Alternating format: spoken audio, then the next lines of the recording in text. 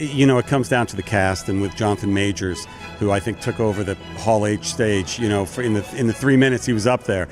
It's amazing. And I said to him, there's nobody I would rather be nobody's shoulders I'd rather be putting the Multiverse Saga on than his.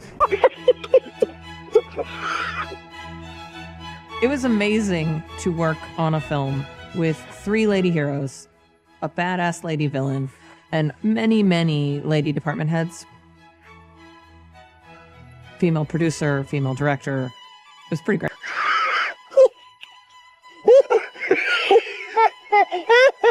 Would you guys be up for a sequel? Absolutely, but that's up to the Sony gods. The Sony guys!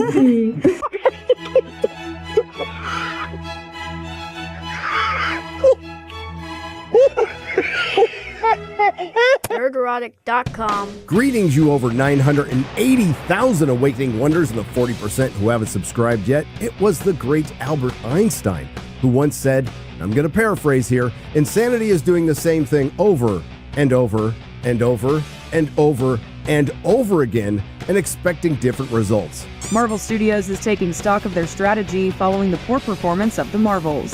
Psych! Well, on the surface, it would seem that our friends over at Disney Marvel have finally come to their senses, or at least that's what they want you to believe. Because we're starting to hear terms from the access media like retooling or stepping back to focus on stronger franchises. Well, far be it from me to kick a giant billion-dollar multinational corporation when it's down. Oh, who am I kidding? I love doing it. Let's see how Disney Marvel plans to completely retool the MCU with the same tools who created the problem. But first, let's check in on Marvel's Madam Web's box office numbers. Domestically, it's earned just over $35 million with an international box office of just over $42 million, bringing in a grand total of just over $77 million. That's right, this film might not make $100 million worldwide. And at time of recording, the film has only been out 13 days, and on its second weekend, it averaged per theater $403 for Friday, $666 for Saturday, and $405 for Sunday, pulling in a grand total of $6 million for its second weekend. I think you're going to see it twice. Oh, and I can hear the Disney Marvel corporate stance now.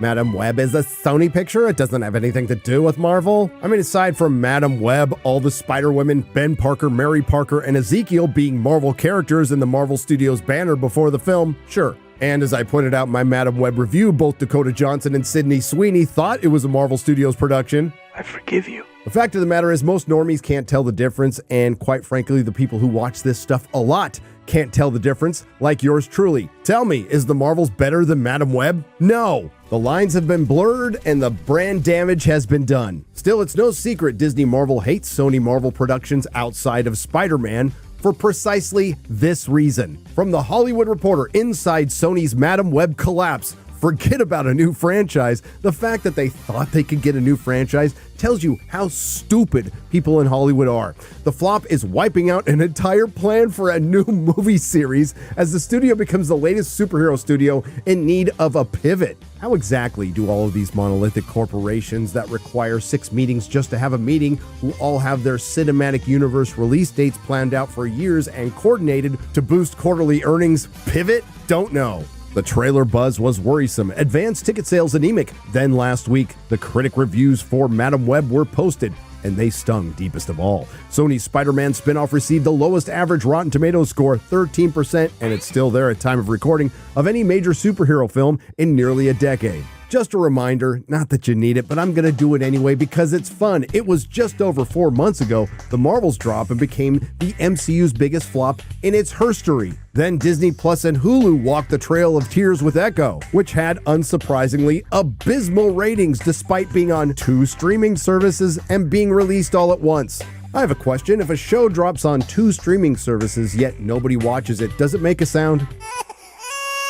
Anyway, back to the article. On Wednesday night, you could actually watch Madam Web's advanced purchase sales declining in real time as buyers were refunding their tickets. Marvel's a major theatrical chain executive. It really says something when you'd rather have Shazam 2 numbers. And what's really sad is the last calendar year has been so bad for superhero films that I completely forgot about Shazam 2. And again, the thing that particularly gets under the fur of the rat in Burbank, and quite frankly Hollywood overall, is sentences like these. Like DC and in the once unstoppable Disney Marvel, Sony is now finding itself under the gun to reevaluate how it makes comic book movies. Just in case you're scoring at home, the Access Media has now used the words reevaluate and pivot to avoid stating the obvious. Madam Web joins a troubling trend for the superhero genre. Every live-action comic book movie last year underperformed, aside from Marvel Studios' Guardians of the Galaxy Volume 3. Regardless of studio, superhero fatigue has evolved from a term used by some corners of fandom to something reluctantly accepted as industry fact. There'll always be a giant market for men and women in tights, but superhero fatigue does exist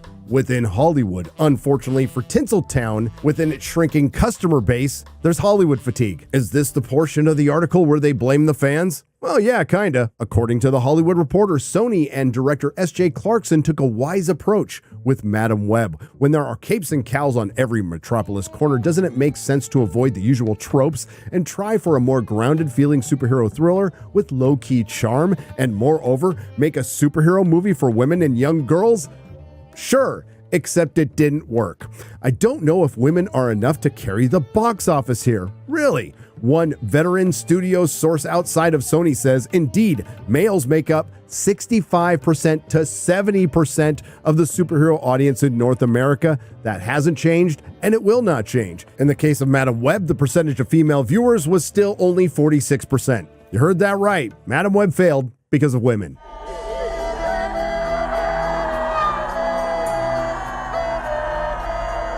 Just like with its cinematic predecessor, The Marvels, the film made by women, starring women, for women, wasn't watched by any women. And unfortunately for Disney Marvel, Disney Sony, Warner Brothers, and Hollywood overall, and let's not forget the theaters, it's become painfully clear now that the Access Media is piling on that the cash cow that was the superhero film has been milked dry, or maybe in this case, the bull's been milked dry. Again, from The Hollywood Reporter, how Marvel is quietly retooling, there's another word, avoiding stating the obvious, amid superhero fatigue. You call it superhero fatigue, I call it a self-inflicted mortal wound, but let's not argue right now. The studio's golden box office aura has been dented. It has been pulverized into dust. But chief architect Kevin Feige isn't scrapping his years-long cinematic universe plan, just refining it. Oh, really? They're not going to give up, says an insider. No, and they're going to fail. And let's keep in mind, Disney, Marvel, and Hollywood just finished the year of the flopbuster, where The Hollywood Reporter even admits that Ant-Man heralded in a year's worth of missteps, box office blunders, and PR nightmares. And they continue because one of those PR nightmares is Madam Web. That's why Disney Marvel was forced to announce the casting of the Fantastic Four on the day Madam Web was released, and a day later released the X-Men 97 trailer. And this brings The Hollywood Reporter to the brilliant conclusion that Disney Marvel had a good February. Hey, just was wondering, is this an out-of-season April Fool's joke? And no, I'm not kidding, but the Disney division is in the midst of a pretty darn good February, all things considered, despite the general gloom that surrounds the superhero genre as of late. And how do they come to this brilliant conclusion? By exposing Disney for its lies and saying it's a good thing. Disney reported that the Deadpool and Wolverine Super Bowl trailer was the most watched trailer of all time, except it wasn't. According to Disney, the trailer garnered 365 million views in 24 hours. Yes, Disney's math includes 123 million people who tuned in for the game, which included just 30 seconds of the trailer. But Super Bowl fudging or not, the clip's reach was an encouraging number. Call me old-fashioned, but I don't think lying about success makes you successful. But that's what Bob Iger's Disney does. They'll wave a lot of surface-level stuff at you, like a Taylor Swift, or even announce a Fortnite deal, which may or may not happen in the next 5 years to impress investors, or lie about a Deadpool and Wolverine trailer. Because quite frankly, people fall for it. Low information investors are becoming just as bad as low information voters for this country. Again, to state the obvious, all Disney does these days with Marvel and Star Wars is announce things. Rarely do they follow through these public-facing moves, because that's all they are, as studio boss Kevin Feige recalibrates the creative direction behind the scenes. Again, for those of you scoring at home, we've heard pivot, reevaluate, retooling, and recalibrate. And don't call it a reboot, even though they're hitting every word in the thesaurus. What it actually is is an admission of failure because it's a massive course correction. Houston, we have a problem. In this article, they're actually bragging that there weren't that many reshoots with Agatha, whatever the hell it's called, completely ignoring the fact that there's an entire film, Black Falcon, Captain America, and an entire TV show, Daredevil, being reshot as we speak. And let's not get too excited about the Fantastic Four, where, to be fair, the casting could have been much worse, but it's still going to be a daunting task to convince anyone Pedro Pascal is the smartest man alive. You ever look at Instagram accounts devoted to you being a heartthrob when you're feeling down? Yes, I do.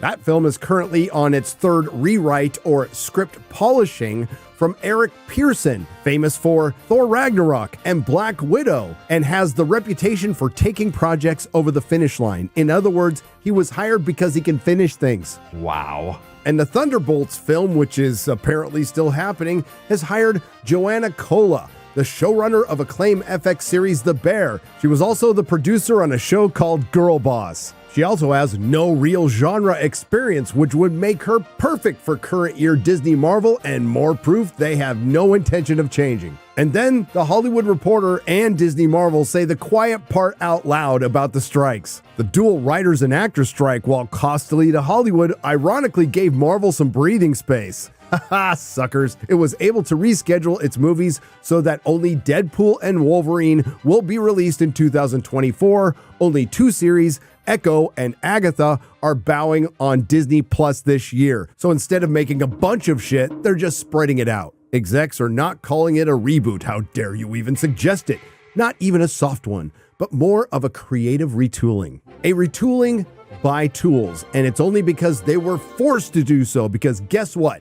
It's all your fault. This comes from our friend Christian Toto from Hollywood and Toto. Disney exec blames woes on racist, sexist fans. Newsletter reveals corporate arrogance behind Mouse House's fall. Bulwark Culture editor Sonny Bunch shared a snippet from a recent Puck newsletter suggesting Team Disney isn't about to change its ways. Again, this comes from an anonymous Disney executive. Everyone says it's the movie, stupid, which is an easy thing for people to say. More appealing movies are a great way to jump the political issues. But more and more, our audience, or the segment of the audience that's been politicized, equate the perceived messaging in a film as a quality issue. To state the obvious, it's not the audience that's been politicized, it's the art and the beloved intellectual properties that have been propagandized, making the obvious messaging a quality issue because everything is shit. I digress. They won't say they find female empowerment distasteful in the Marvels or Star Wars, the latest trilogy starring Daisy Ridley, but they will say they don't like those movies because they are quote-unquote bad.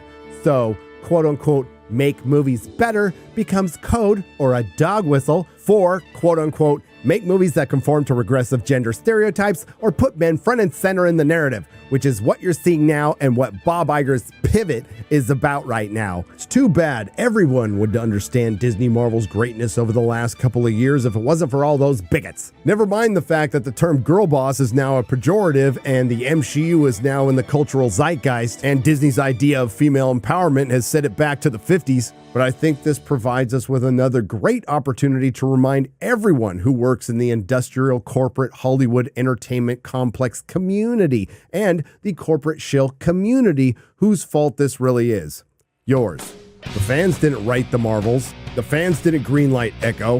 The fans didn't turn Star Wars and Marvel into girl brands. The fans didn't decide to wade into identity politics. The fans didn't decide to bypass decades of great storytelling in the source material that sold in the hundreds of thousands to jump into the worst era of storytelling in comic book history that sold in the thousands. The fans certainly didn't come up with the term toxic fandom. The fans didn't make the decision to kill off or completely vandalize the beloved characters. The fans didn't put a chick in it and make her lame and gay. But the one thing you can pin on the fans, they were right. So while Disney Marvel spends the next 3 or 4 years retooling, reevaluating, recalibrating, but definitely not rebooting, the fans will have long since pivoted away from you. Hell, things have gotten so bad, even the queen of the MCU, Brie Larson, is out. Can you tell us a little bit about Marvel and what's coming up for you? Your next Marvel project? I have anything to say about that.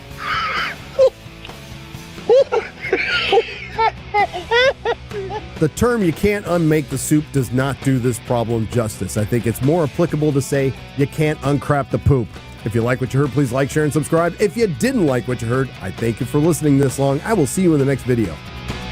Nerdrotic.com. Please subscribe.